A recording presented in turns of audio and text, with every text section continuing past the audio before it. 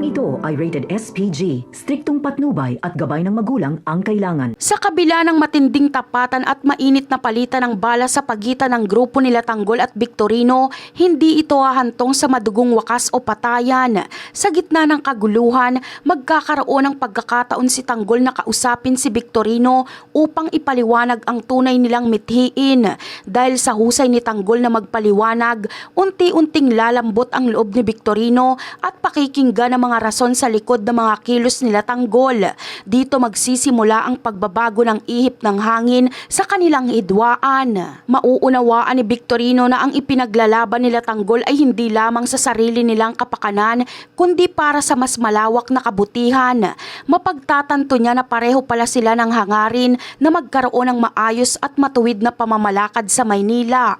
Dahil sa pagkakaisang ito ng prinsipyo, makikita ni Victorino na mas mahalaga ang kapayapaan at hustisya kaysa sa pansarili nilang galit o tungkulin bilang kalaban nila Tanggol. Dahil sa bagong kamalayan na ito, pansamantalang isasantabi ni Victorino ang kanyang personal na ambisyon na palitan si Rigor bilang hepe ng kapulisan.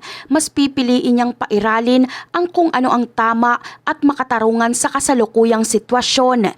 Imbis na ituloy ang pag-atake, mas magiging prioridad niya na ngayon ang suporta ng laban nila Tanggol dahil alam niyang ito ang tamang landas na dapat tahakin ng isang opisyal na nagmamahal sa bayan. Alam din ni Victorino mula pa noong una na may naganap na pandaraya sa eleksyon kung saan ninakawan ng pagkakataon si Tanggol ni Miguelito para maging mayor ng Maynila.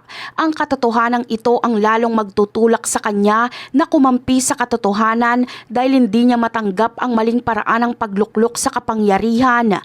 Ang kaalamang ito ang magsisilbing mitya upang tuluyan na siyang humiwalay sa mga taong gumagawa ng masama at mapanlinlang. Sa huli, makikita ang pagbaliktad ng katapatan ni Victorino mula sa mga tiwaling opisyal patungo sa panig nila Tanggol. Ang dating magkalaban ay magiging magkakampi na ngayon upang itama ang mga mali sa lipunan at labanan ang katiwalian ng mga gerero. Ang alyansang ito ay magbibigay ng bagong pag-asa at lakas sa grupo nila Tanggol upang mas mapalapit sila sa pagkamit ng hustisyang matagal na nilang hinahanap. At yan ang aabangan natin. Bye!